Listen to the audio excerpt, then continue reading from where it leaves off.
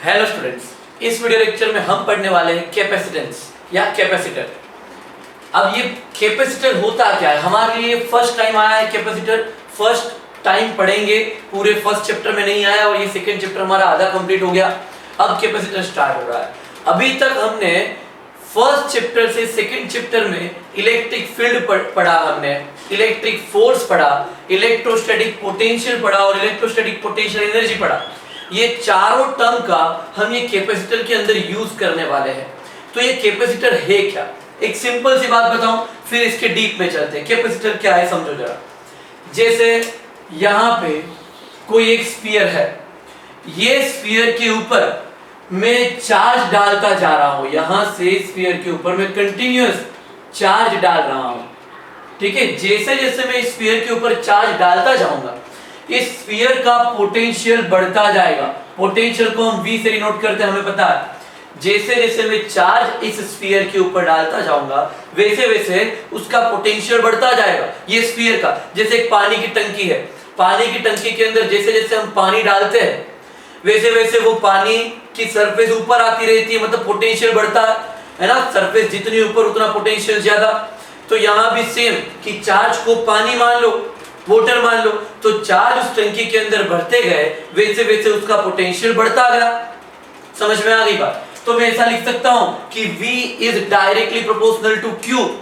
V is directly proportional to Q। जैसे जैसे Q बढ़ता है वैसे वैसे V बढ़ता है। समझ में आ गई बात। तो मैं यहाँ पे लिख सकता हूं Q is directly proportional to V, इसमें भी कोई बुराई नहीं है। तो Q इज इक्वल टू, भाई प्रोपोर्शनल निकला तो कोई कांस्टेंट आएगा। कांस्टेंट क्या आएगा, तो हम यहाँ पे कांस्टेंट को C बोलेंगे। तो Q is equal to CV, ये एक फॉर्मूला हमें मिल गया। समझ में आ रही है बात। Q is equal to CV, तो यहां से पता चला C is equal to Q divide by V। Capacitance C is equal to Q by V। अच्छा, ये एग्जैक्टली किसके जैसा, 10th स्टैंडर्ड में ओम्स लॉ के टाइम पे हमने देखा था कि जैसे जैसे कंडक्टर के अक्रॉस का वोल्टेज बढ़ाते जाते हैं, वैसे वैसे उसमें से पास होने वाला करंट भी बढ़ता जाता है। तो हमने लिखा था V is proportional to I। तो फिर हमने V is equal to proportional निकला, कोई कांस्टेंट आया था, वो कांस्टेंट को हमने क्या बोला था, रेजिस्टेंस R बोला था। उसी तरीके से ये कहलाएगा कैपेसिटेंस C। समझ में आ रही बात। ये हो गया कैपेसिटेंस C और ये हो गया रेजिस्टेंस R। तो 10th स्टैंडर्ड में जिस तरीके से R लाए थे, सेम उसी तरीके से यहाँ पे C आ गया। समझ में आया, क्लियर बिल्कुल। अच्छा, कैपेसिटेंस जो है उसका यूनिट, जैसे रेजिस्टेंस का यूनिट क्या था, रेजिस्टेंस का यूनिट था ओम, उसी तरीके से कैपेसिटेंस का यूनिट है फैराडे। ठीक है, साइंटिस्ट का नाम है ये भी। तो कैपेसिटेंस का यूनिट होगा फैराडे, जिसको हम कैपिटल F से डिनोट करेंगे। क्लियर ये बात। तो हम सिर्फ ये टॉपिक में आज के जो वीडियो लेक्चर के अंदर हम सारे फॉर्मूला पे, बिल्कुल पूरा का पूरा हमारा कॉन्सेप्ट फॉर्मूला पे रहेगा। ठीक है, बहुत सारी इंफॉर्मेशन नहीं देखेंगे। तो ये हुआ कैपेसिटर। अच्छा, Q is proportional to V का फॉर्मूला भी हम वैसे जानते हैं, पता है हमको। V इज इक्वल टू क्या फॉर्मूला है, KQ by R। V is equal to KQ by R।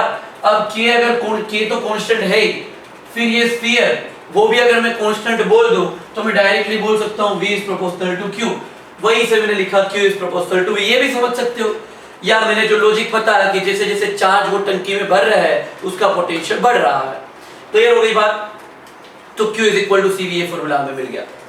अब बात ऐसी है कि मैंने इसको कैपेसिटर बोला, ये कैपेसिटर है भी, इसको चलो आगे बढ़ा देते हैं, थोड़ा और आगे बढ़ा देते हैं और कुछ नया सीखते हैं।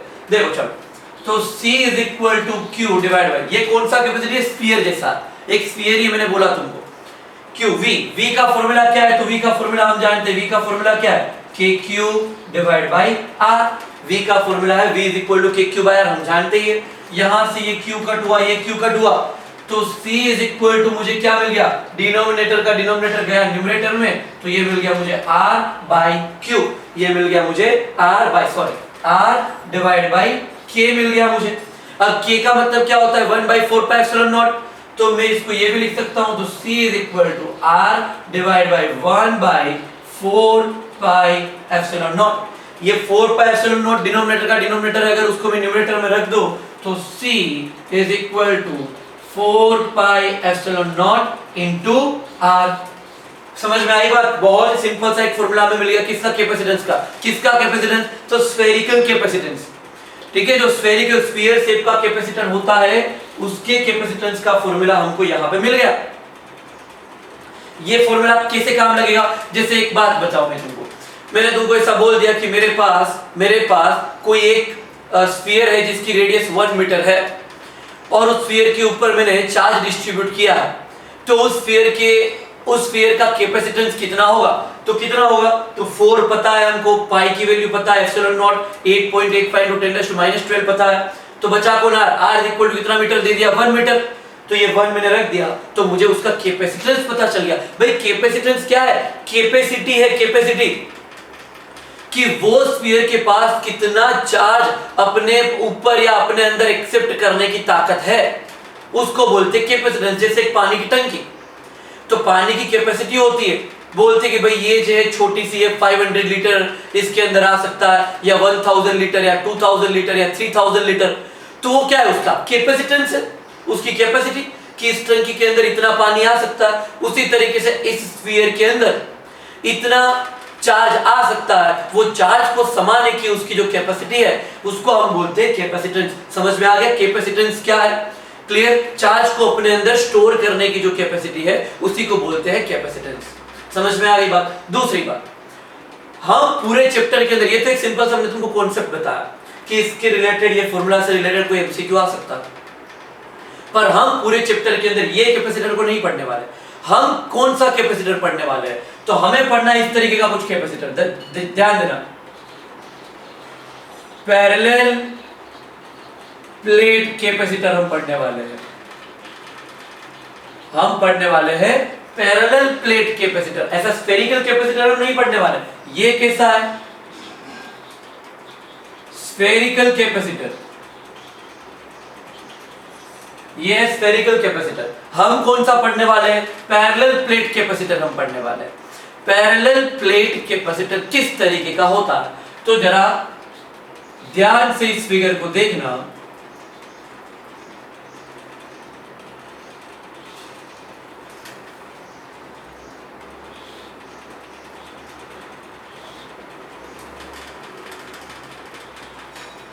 ठीक है, इस तरीके का मतलब क्या, इसकी एक प्लेट में बोल दूंगा पॉजिटिव और दूसरी प्लेट नेगेटिव। दो प्लेट है, ये दो प्लेट है, ये एक प्लेट ये वाली, एक प्लेट ये वाली। कंडीशन क्या क्या है, ये दोनों प्लेट कंडक्टिंग होनी चाहिए, एक के ऊपर पॉजिटिव चार्ज तो दूसरे के ऊपर नेगेटिव चार्ज होना चाहिए, और दोनों के बीच में इंसुलेटर होना चाहिए, मतलब non conducting material. Non conducting, ये बीच में क्या रखा मैंने, एयर रखा। एयर कैसा है, non conducting material, non conducting है ना, एयर नॉन कंडक्टिंग। अगर कंडक्टिंग होता तो क्या होता, हमारे घर में बहुत सारे प्लग है, प्लग की मैं स्विच ऑन करूं तो वहां से अगर एयर कंडक्टिंग होता तो वहां से सीधा करंट हमारे अंदर घुस जाता। तो एयर कैसा है, नॉन कंडक्टिंग है। वैक्यूम कैसा है, नॉन कंडक्टिंग है। तो इन दोनों के बीच में पेपर रख सकते हैं, नॉन कंडक्टिंग, प्लास्टिक रख सकते हैं, नॉन कंडक्टिंग, जिसको हम बोलते हैं डाइलेक्ट्रिक मटेरियल। क्या क्या नाम है इसका, इंसुलेटर भी इसी को बोलेंगे, नॉन कंडक्टिंग मटेरियल भी इंसुलेटर है, और एक ही नाम है सबका, और डाइलेक्ट्रिक मटेरियल। डाइलेक्ट्रिक कहीं सुना हुआ है, कहां, तो फर्स्ट चैप्टर सेकंड वीडियो जिसके अंदर हमने देखा था कि सेकंड चैप्टर में हम वो जो एप्सिलॉन आर था, रिलेटिव परमिटिविटी कूलम्ब्स लॉ के अंदर, वो एप्सिलॉन आर को हमने नाम दिया था के, और के क्या बोला था मैंने, डाइलेक्ट्रिक कांस्टेंट बोला था। मैंने बताया था सेकंड चैप्टर में हम इसका यूज करने वाले हैं, तो यहाँ पे उसका यूज होने वाला है, थोड़ी देर बाद आएगा। समझ में आया। तो कैपेसिटर, हम कौन सा कैपेसिटर पढ़ने वाले हैं, तो हम पढ़ने वाले हैं पैरेलल प्लेट कैपेसिटर, जिसमें दो कंडक्टिंग प्लेट, एक के ऊपर पॉजिटिव चार्ज एक के ऊपर नेगेटिव चार्ज, वो दो कंडक्टिंग प्लेट के बीच में नॉन कंडक्टिंग मटेरियल होना चाहिए। ये दोनों प्लेट एक दूसरे से कनेक्टेड नहीं होनी चाहिए, नॉन कंडक्टिंग मटेरियल होना चाहिए। तो ये जो चीज बनी इसको हम बोलेंगे कैपेसिटर, इसको बोलेंगे पैरेलल प्लेट कैपेसिटर। समझ में आ गई बात, बिल्कुल। तो पहला काम मैं ये कर रहा हूं कि ये पैरेलल प्लेट कैपेसिटर का बीच में इलेक्ट्रिक फील्ड कितना रहेगा वो मैं फाइंड करता हूं। इन दोनों पैरेलल प्लेट कैपेसिटर के बीच में इलेक्ट्रिक फील्ड कितना रहेगा वो हमें फाइंड करना है। कैसे फाइंड करना है जरा देख। ये पॉजिटिव है, पॉजिटिव की वजह से जो इलेक्ट्रिक फील्ड निकलता है वो कौन सी डायरेक्शन में होता है, तो पॉजिटिव में से बाहर निकलता है, बाहर निकलता है, हर जगह बाहर निकलेगा, इस तरफ भी निकलेगा इस तरफ भी निकलेगा, पर मुझे तो इस तरफ बताना है भाई। समझ में आ रही है बात? इस तरफ निकला तो ये E पॉजिटिव की वजह से निकला, इस तरफ दोनों के ऊपर चार्ज का अमाउंट सेम है ना, दोनों के ऊपर यहां जितना कूलम चार्ज पॉजिटिव होगा यहां उतना ही कूलम चार्ज नेगेटिव मैंने रखा, ये इलेक्ट्रिक फील्ड इस तरफ गया। अब ये नेगेटिव है, ये नेगेटिव की वजह से इलेक्ट्रिक फील्ड कहां जाएगा? भाई नेगेटिव में तो एंटर होता है, यहां से भी एंटर होता होगा और यहां से भी एंटर होता होगा, इसका मतलब यहां से एंटर हो रहा है, यहां से एंटर हो रहा है, यहां से एंटर हो रहा है, मैंने इसको बोला E माइनस। अगर मैं यहां पे कोई पॉइंट की बात करूं कि इस पॉइंट के ऊपर इलेक्ट्रिक फील्ड कितना होगा, तो इस पॉइंट के ऊपर अगर मुझे इलेक्ट्रिक फील्ड फाइंड करना है, इस पॉइंट के ऊपर अगर मुझे इलेक्ट्रिक फील्ड फाइंड करना है तो वो इलेक्ट्रिक फील्ड कितना होगा? तो वो electric field E is equal to, ये दोनों इलेक्ट्रिक फील्ड की डायरेक्शन क्या सेम है या ऑपोजिट है? सेम है, भले ये पॉजिटिव है नेगेटिव पर हम उसके बीच में देख रहे हैं, पॉजिटिव में से बाहर निकला मतलब इस तरफ, नेगेटिव में एंटर हुआ मतलब इस तरफ, मतलब दोनों इलेक्ट्रिक फील्ड की डायरेक्शन सेम है, दोनों की डायरेक्शन सेम है, इसलिए टोटल बीच में total electric field E is equal to E plus plus E minus, दोनों का समेशन हुआ, तो E इज इक्वल टू, अब E प्लस क्या E is equal to KQ square, KQ by R square लेना है? बिल्कुल भी नहीं। क्यों? क्योंकि E is equal to KQ by R square किसका फॉर्मूला है? ये तो पॉइंट चार्ज का है, पॉइंट चार्ज का, और ये क्या है? ये क्या पॉइंट चार्ज है? बिल्कुल भी नहीं, ये तो प्लेट है, और प्लेट का कैपेसिटेंस हम देख के आए first chapter application of Gauss law, है ना, इनफाइनाइट लॉन्ग कंडक्टर का देखा था, प्लेट का देखा था, स्फेरिकल शेल का देखा था, तो प्लेट का इलेक्ट्रिक फील्ड का फॉर्मूला क्या आया था? सिग्मा अपॉन 2 एप्सिलॉन नॉट, ये फॉर्मूला आया था, तो यहां भी वही फॉर्मूला हम रखेंगे, ये भी प्लेट है, ये भी प्लेट है, तो इसका हुआ sigma upon 2 epsilon not plus इसका भी हुआ सिग्मा अपॉन 2 एप्सिलॉन नॉट, तो ये कितना हो गया? तो इज इक्वल टू कितना हो गया? 2 sigma upon 2 epsilon nought, 2 cut हो गया, तो electric field E is equal to sigma upon epsilon nought. किसका इलेक्ट्रिक फील्ड मिल गया हमको? ये पैरेलल प्लेट कैपेसिटर का इलेक्ट्रिक फील्ड मिल गया कैपेसिटर के बीच में। समझ में आ गई? बिल्कुल बात क्लियर हो गई। E is equal to sigma upon epsilon nought, ये हमको कैपेसिटर के बीच में इलेक्ट्रिक फील्ड का फॉर्मूला मिल गया। क्लियर? बिल्कुल। अच्छा, यहां से मुझे फाइंड करना है इसका कैपेसिटेंस, जैसे इसकी कैपेसिटेंस का फॉर्मूला हमने डिराइव किया 4 पाई एप्सिलॉन नॉट r, उसी तरीके से पैरेलल प्लेट कैपेसिटर का कैपेसिटेंस क्या हो सकता है? तो मैं सीधा कैपेसिटर का फॉर्मूला रखता हूं डायरेक्ट, क्या? C is equal to Q by V, यहां से स्टार्ट करता हूं। Now C is equal to Q divide by V, तो C is equal to Q divide by V, V को मैं क्या बोल सकता हूं? V is equal to ED, V को बोला था V is equal to ER, यहां पे मैंने लिखा ED, यहां D कौन है? तो D है ये दोनों प्लेट जो है, ये दोनों प्लेट के बीच का डिस्टेंस, यहां से यहां तक का डिस्टेंस कितना?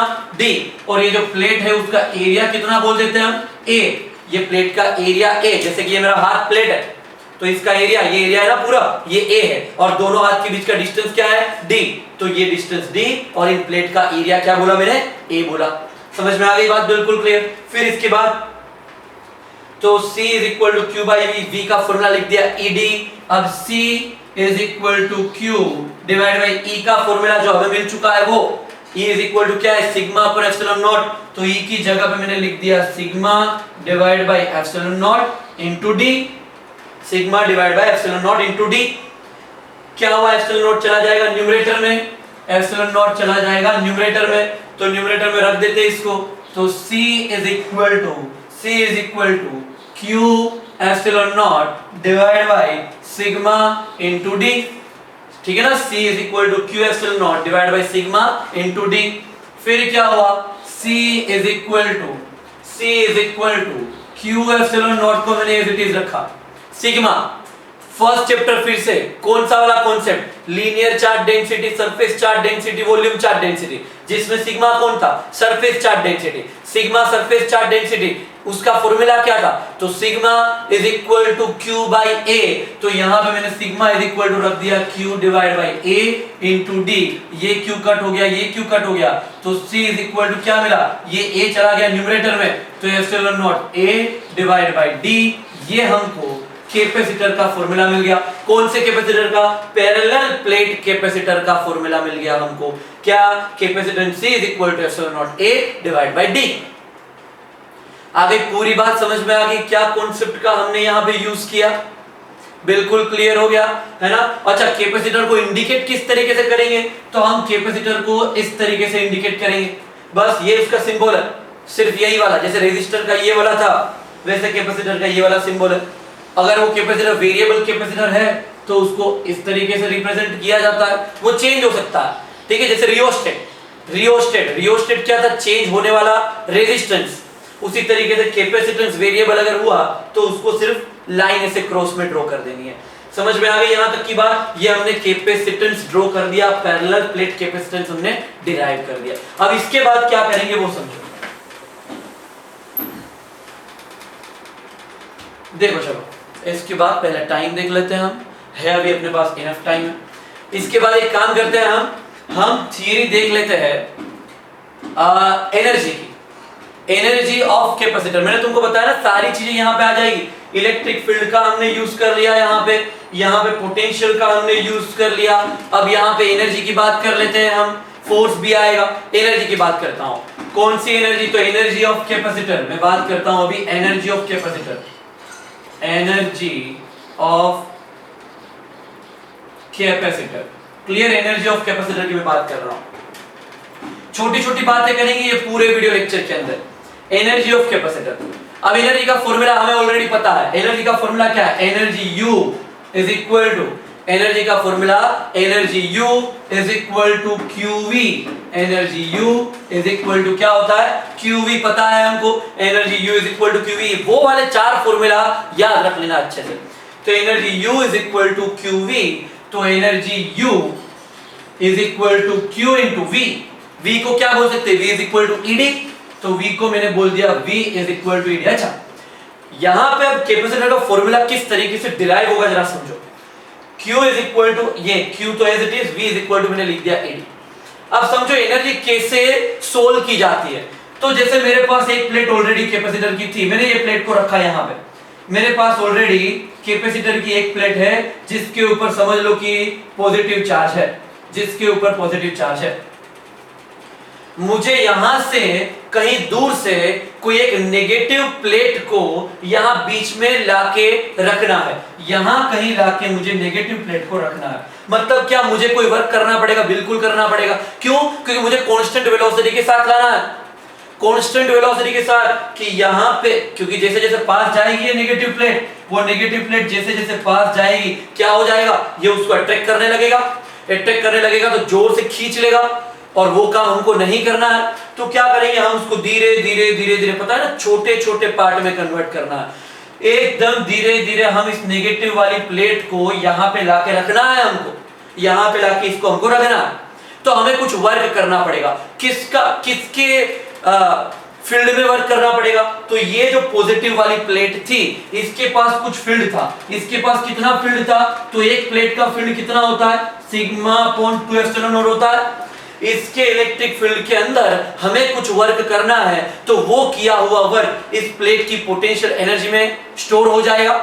समझ में आया? यहाँ पे ऑलरेडी इलेक्ट्रिक फील्ड था। किसका इलेक्ट्रिक फील्ड था? इस प्लेट का इलेक्ट्रिक फील्ड था। एक प्लेट का इलेक्ट्रिक फील्ड कितना होता है? तो E = σ/2ε0 होता है। इस इलेक्ट्रिक फील्ड के अंदर हमें इस वाली प्लेट को लाने के लिए कुछ वर्क करना पड़ेगा, तो वो वर्क पोटेंशियल एनर्जी में कन्वर्ट होगा। हम वही एनर्जी यहां फाइंड करने जा रहे हैं। क्लियर हुआ कि नहीं? तो U is equal to, textbook में बहुत कॉम्प्लिकेटेड मेथड है, इतना इजीली समझ में नहीं आएगा। ये डायरेक्ट हम सीधे स्टेप ले रहे हैं। U is equal to Q into E। E का फॉर्मूला डायरेक्टली क्या रख दूं मैं? σ/2ε0 इंटू आ गया ये D, इंटू आ गया D। तो U is equal to Q σ/2ε0 into D। फिर से sigma is equal to Q by A वाला कॉन्सेप्ट। तो U is equal to Q into Q divide by 2ε0 A। समझ में आया ना? Sigma is equal to Q by A into D, जैसा था वैसा मैंने सिग्मा की जगह पे रख दिया Q बाई A। फिर इसके बाद क्या कर रहे हैं? Q इंटू Q स्क्वायर बोल देते हैं। तो U इज इक्वल टू ये हुआ Q square divide by 2 epsilon not a. अब ये जो डी न्यूमरेटर में है, वो न्यूमरेटर के डी को मैं डिनोमिनेटर में रख सकता हूं, बिल्कुल। ये न्यूमरेटर में है, उसको डिनोमिनेटर के डिनोमिनेटर में, मतलब कि यहां पे रख दिया मैंने। समझ में आया ना? डिनोमिनेटर का डिनोमिनेटर वो न्यूमरेटर कहलाता है, तो न्यूमरेटर को डिनोमिनेटर के डिनोमिनेटर में रखने में भी कोई बुराई नहीं है। तो यहां पे मैंने डी रख दिया, तो ये क्या बना, u इज इक्वल टू, ऐसा काम क्यों किया वो अब समझ में आएगा, u is equal to q square divide by 2 epsilon nought a by d is equal to c होता है। समझ में आया ना? कैपेसिटर C का formula epsilon nought a divide by d, तो इसको मैंने बोल दिया c। अब दूसरी बात, q is equal to cv भी हम जानते हैं, q इज इक्वल टू क्या होगा, q is equal to cv। तो q स्क्वायर की जगह पे हम लिख सकते हैं c स्क्वायर v स्क्वायर, तो c square v square divide by 2c, c square v square divide by 2c। ये c कट हो गया और ये स्क्वायर कट हो गया। समझ में आया ना? एक c गया तो ऊपर एक c बचा, तो फॉर्मूला फाइनली क्या मिला, u is equal to half cv square. समझ में आया? समझ में आया बिल्कुल। कैपेसिटर, पैरेलल प्लेट कैपेसिटर की एनर्जी का formula u is equal to half cv square. बिल्कुल डन, एकदम बिल्कुल समझ में आ गया। ये फॉर्मूला हो गया, एक फॉर्मूला हुआ ये कैपेसिटर का। अब ये एनर्जी का दूसरा फॉर्मूला भी डिराइव कर सकते हैं। देखो किस तरीके से कर सकते हैं, u is equal to half, c का फॉर्मूला रख दो, c इज इक्वल टू क्या है, q बाई v है, c इज इक्वल टू क्या है, q बाई v। तो c की जगह पर रख दिया मैंने q divide by v into v square. तो क्या हुआ, ये v और स्क्वायर कट हो गया, तो u इज इक्वल टू मुझे क्या मिला, हाफ qv। मुझे u इज इक्वल टू मिल गया, क्या मिल गया, हाफ qv। आई बात समझ में? u इज इक्वल टू मुझे मिल गया हाफ qv। करेक्ट। और कोई एक आध फॉर्मूला और देख लेते हैं, अब एक आध फॉर्मूला और क्या बन जाएगा, देखो चलो v का फॉर्मूला लिख देते हैं। देखो v का फॉर्मूला लिख देते हैं, v इज इक्वल टू क्या बन जाएगा, q बाई c। समझ रहे हो ना? v इज इक्वल टू क्या बन जाएगा, q divide by c। v को सब्जेक्ट बनाया तो q बाई c बन जाएगा। तो ये है हाफ q इंटू v को क्या बोल दिया मैंने, v को सब्जेक्ट बनाया, c नीचे आ गया, तो v इज इक्वल टू मैंने बोला q डिवाइड बाई c। तो u इज इक्वल टू क्या मिल गया, q into q square divide by 2c। तो ये भी एक फॉर्मूला मिल गया एनर्जी का। समझ में आई बात की नहीं आई? एनर्जी के तीनों फॉर्मूला याद रखने। कौन से तीन फॉर्मूला, तो एक है energy u is equal to half cv square, एक है energy u is equal to half qv, और एक है energy u is equal to q square by 2c। तो ये तीनों फॉर्मूला तुम्हें याद रखना है। समझ में आई? यहां तक की बात बिल्कुल बेसिक सी बातें की, कैपेसिटर में यही करना। तो इतना तो हमने यहाँ पे कर दिया, और कैपेसिटर की बेसिक सी बातें करनी है। जैसे कि यहाँ पे एनर्जी की वैल्यू हमने फाइंड कर दी है, एनर्जी डेंसिटी देखनी है हमको कि एनर्जी डेंसिटी क्या होती है। उसके अलावा हमको ये भी देखना है कि कैपेसिटर की एक प्लेट पे दूसरी प्लेट की वजह से कितना फोर्स लगता है। फिर हमको ये कैपेसिटर के बीच में हमने अभी वैक्यूम रखा है। कैसे पता चला वैक्यूम रखा है, क्योंकि यहाँ पे एप्सिलॉन नॉट है। अगर यहाँ पे कोई मीडियम होता तो कैपेसिटेंस किस तरीके से बिहेव करता, क्या फॉर्मूला बनता, वो भी हमें चेक करना है। फिर सीरीज में कैपेसिटर को रखेंगे, पैरेलल में रखेंगे, जैसा रेजिस्टर को रखा था 10th स्टैंडर्ड में। वो सारी बेसिक सी बातें अभी बाकी है, वो नेक्स्ट वीडियो लेक्चर में बनाता हूँ। Clear? Okay, all the best.